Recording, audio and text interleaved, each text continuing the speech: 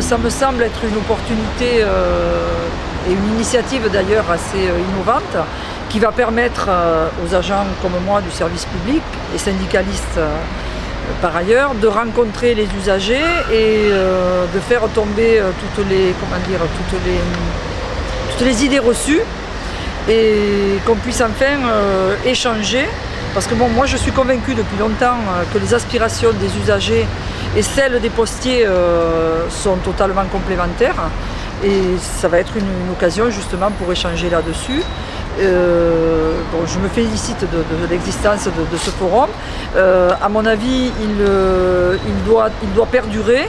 Il doit être reproduit localement dans toutes les municipalités, les agglomérations où ça pourra se faire et ça doit servir d'exemple. Voilà, de manière à ce qu'on puisse porter vraiment devant les citoyens la situation des services publics qui leur appartiennent, qu'ils font fonctionner. Parce que sans usagers de la poste, il n'y a pas de bureau de poste. Sans l'argent qu'ils nous donnent, on ne fonctionne plus. Sauf qu'à l'heure actuelle, ce qui se passe, c'est que les services de la poste, par exemple, sont de plus en plus chers pour les usagers. Et le service qui leur est rendu, lui, est amoindri.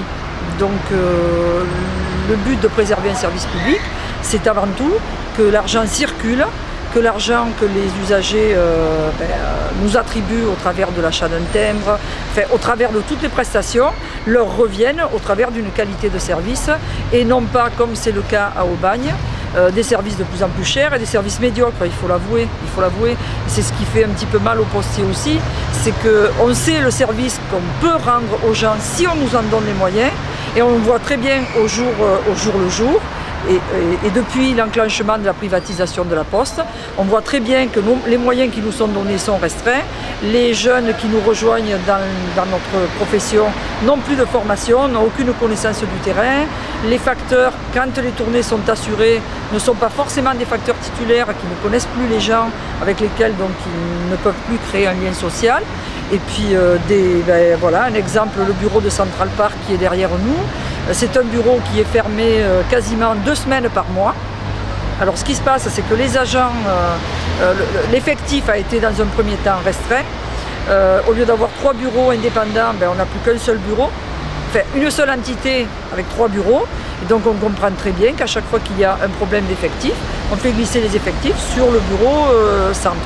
Et on pénalise les usagers de Central Park qui n'ont pas accès à leur compte ce jour-là, qui n'ont pas forcément accès à leurs instances. Et pourtant, ils ont payé le même prix à la base.